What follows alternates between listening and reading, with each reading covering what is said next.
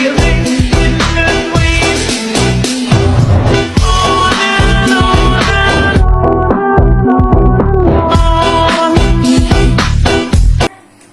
guys, kembali lagi bersama saya Dani. Saya Queen.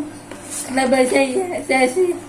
Nah, pada kesempatan kali ini kami akan melakukan podcast tentang siklus sampah plastik. Nah, apa sih itu siklus sampah plastik? Ayo kita tonton. Nah, sebelum itu teman-teman, kalian pasti tahu kan bahwa di akhir-akhir ini banyak sekali masalah di lingkungan sekitar kita, terutama penumpukan sampah plastik yang susah terurai sehingga bertahun-tahun lamanya. Mengerikan bukan sih? Ya, sangat mengerikan. Nah, oleh karena itu kami mengundang narasumber yang berpengalaman mengikuti organisasi lingkungan ini dan berwawasan luas. Nah, mari kita sambut Bu Eni. Nah, Halo Bu Eni. Halo, selamat sore. silakan Bu. Halo Bu Eni. Ya. Kami senang sekali Bu bisa mengabdi dan meluangkan waktu untuk podcast kami. Ya. Gimana Bu kabarnya? Alhamdulillah baik, sehat. Banyak warga di daerah sini tuh bilang bahwa ibu itu berpartisipasi dalam lembaga bank sampah Surabaya. Ya. Nah, apa sih Bu lembaga bank sampah Surabaya itu? Bank sampah itu yang selama ini saya geluti. Di situ adalah suatu kumpulan dari beberapa bank sampah lain yang mengelola sampah plastik dan juga sampah-sampah yang lain. Kebetulan kalau di bank sampah sendiri itu kan memang mengelola dari sampah-sampah yang tidak bisa terurai. Selama ini kan kalau di seluruh ini ya banyak sampah-sampah kan yang bisa terurai seperti sampah kering, sampah basah itu. Nah di sini kan yang dikelola kan memang sampah yang plastik yang susah sekali terurai. Ya. Jadi di bank sampah itu kita mengumpulkan beberapa sampah-sampah plastik yang nantinya itu bisa dijual dan diolah menjadi barang yang lebih berharga yang ada nilainya. Seperti itu. Bu, saya punya pertanyaan. Ya, Plastik-plastiknya kan diolah. ya. Diolahnya misalnya kayak jadi barang apa Bu? Kalau sampah plastik itu banyak, bisa kita olah seperti baju yang seperti itu ada. Terus ada juga yang seperti tempat aqua, tempat tisu. Terus banyak sih yang lain itu bisa yang untuk vas bunga. Bisa banyak contoh-contohnya. Seperti itu dikelola untuk menjadi sebetulnya kan barang yang tidak dipakai, yang terbuang tapi bisa didaur ulang kembali. Jadi bisa untuk baju, bisa untuk hias-hiasan dinding, souvenir seperti. Saya berpartisipasi itu mulai 2017, di mana saat itu saya awal-awal menjadi RT ya di sini. Terus saya mengikuti lomba program dari Pemkot, yaitu MDS. Jadi lomba yang bebas sampah plastik. Disitulah saya mulai belajar bagaimana sampah plastik ini yang tidak berguna menjadi yang lebih berguna. Jadi itu saya mulai tahun 2017 saya mengikuti sampai hari ini. Saya punya pertanyaan Bu. Nah, program apa saja yang udah dijalankan selama ini Bu dalam lembaga tersebut Bu? Di bank sampahnya sendiri. Iya, di Bank Sampah Surabaya. Di bank sampah kalau saya kan ikut programnya pemerintah ya, ikut di Pemkot. Jadi saya kebetulan di situ menjadi menjadi pengelolaan sampah plastik di Bank Asopsi.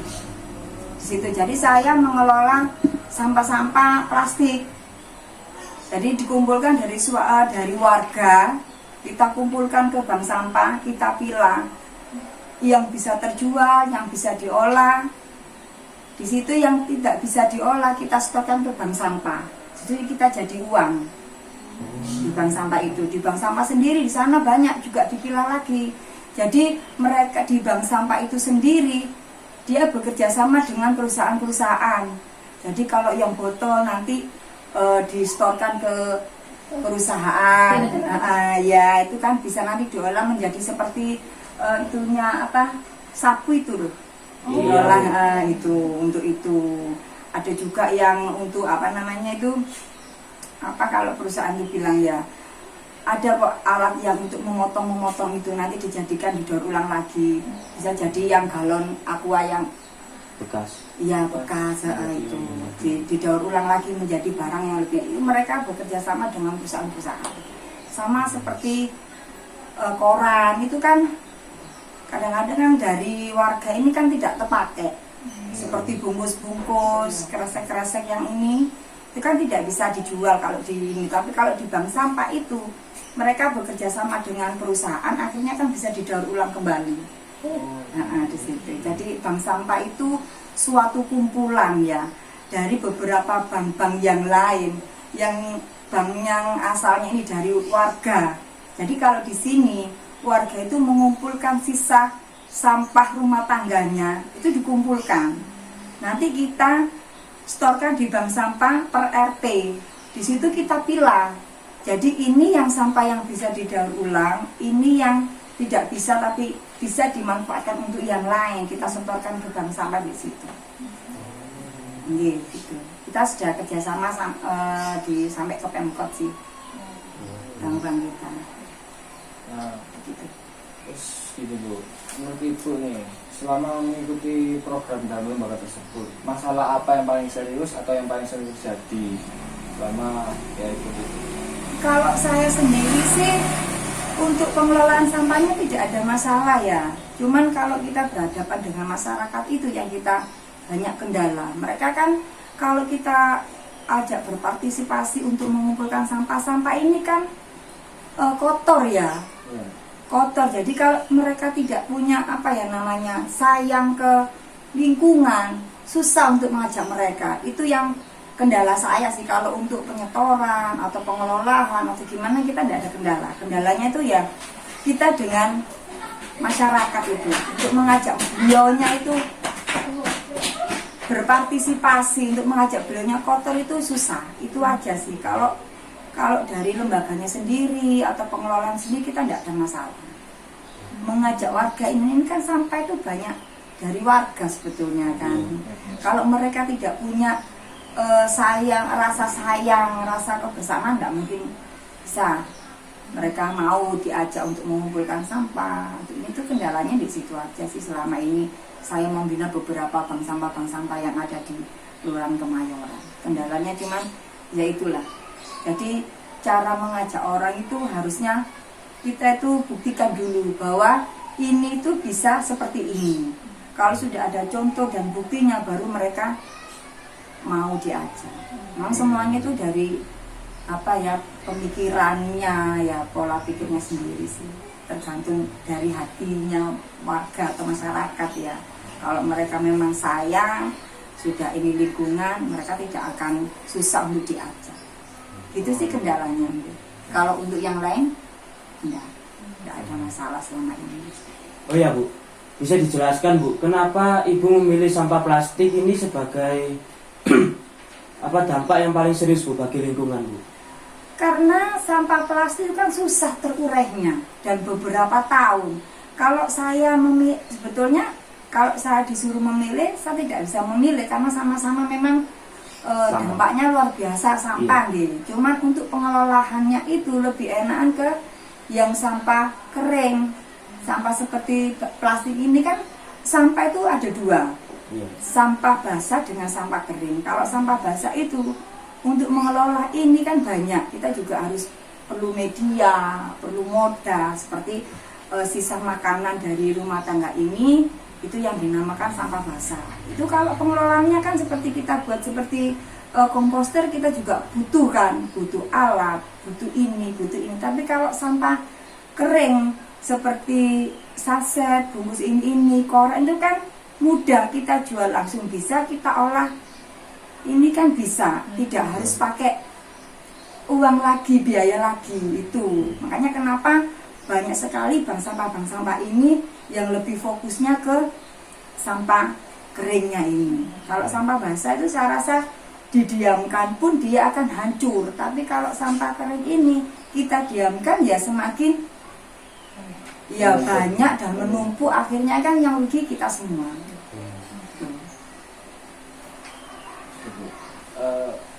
Ibu kan tadi bilang bahwa jika sampah kering itu dibiarkan maka akan menumpuk terus semakin banyak. Nah, siapa saja sih yang terdampak jika sampah-sampah ini tertumpuk menjadi? Sebetulnya semua makhluk hidup yang ada di sini nantinya akan terdampak seperti itu. Contohnya kalau kita di kampung, kita tumpuk-tumpuk juga baunya kan merugikan warga sekitar. Kita buang di laut, yang merugikan juga makhluk yang ada di laut, karena dia kan tidak bisa hancur.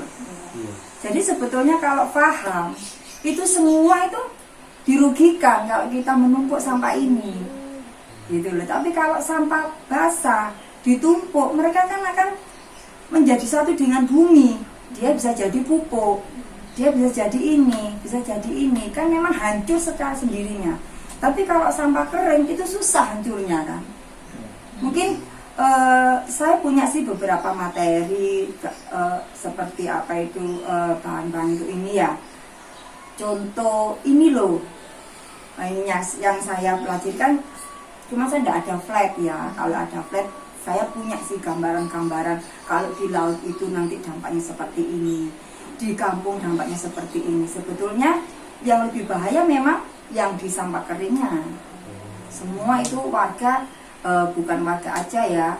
Jadi orang-orang pun yang punya pengalaman, yang punya ilmu tinggi, yang pinter lah katakanlah itu, mereka pasti tahu gimana dampak besarnya kalau kita itu tidak bisa mengelola atau apa ya istilahnya punya inisiatif untuk apa ini di sampah keringnya itu. Kalau sampah basahnya saya rasa sekarang banyak kan didiamkan nanti menjadi maggot yang sekarang masih sudah tren ya, maggot untuk ini untuk ini. Kalau untuk sampah basahnya, kalau kering itu memang luar biasa.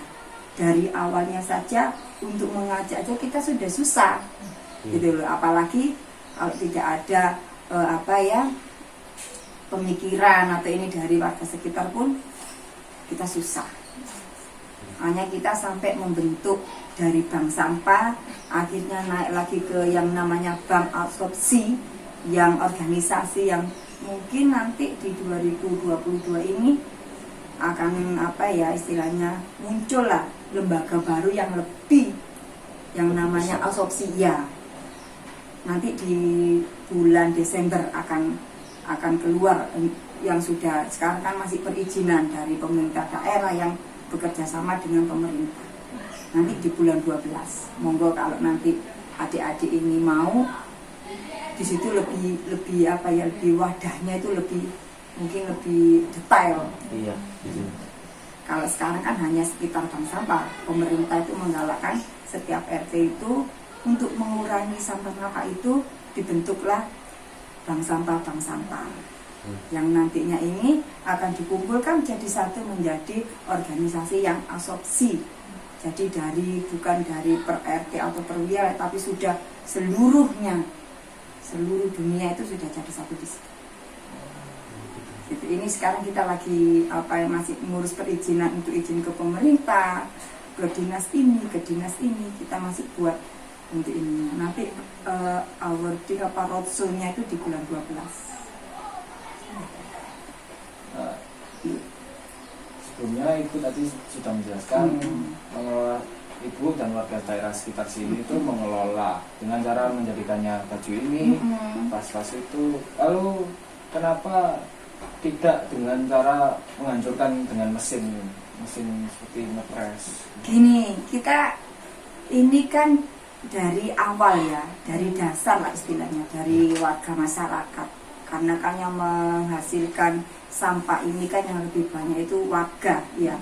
Sebetulnya kita sudah punya untuk kesana seperti botol aqua atau plastik-plastik yang lain itu. Kalau untuk menghancurkan sendiri itu banyak sekali yang harus kita persiapkan. Yang satu itu tempat, terus gudang, terus alat untuk menghancur ini kan kita butuh biaya. Kalau kita kalau kita tidak punya modal atau tidak punya istilahnya partisipasi dari pemerintah atau istilahnya lembaga-lembaga lain, kita kekurangannya di situ. Kita kan di sini merangkul warga kan yang tidak menghitungkan nanti kita kumpulkan ini mendapat uang tidak, tapi bagaimana sampah yang ada di kota Surabaya ini bisa tertangani. Kalau kita sebetulnya punya, setiap bank sampah itu punya pemikiran botol ini kita hancurkan sendiri. Dengan nilai jual nanti kan lebih tinggi. Cuman kendalanya kita itu selama ini kita masih berdiri bukan dibimbing dengan suatu ini, tidak. Saya pernah tanya sih, berapa sih alat untuk penghancur ini? Harganya itu luar biasa.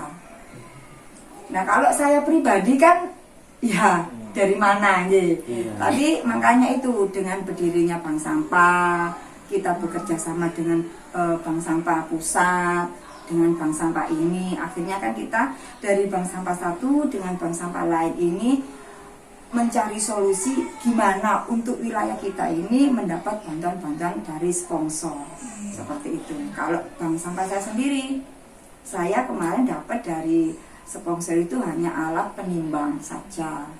Kalau untuk alat-alat besar itu dengan ukurannya yang besar, kita juga butuh tempat.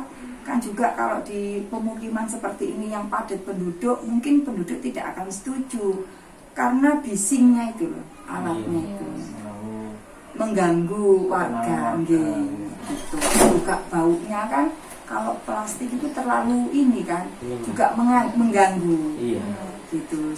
Kalau ini yang dari bank sampah se-Kota Surabaya ini hanya beberapa yang sudah punya seperti itu. Tapi memang beliau itu bank sampah yang sudah besar, istilahnya ada.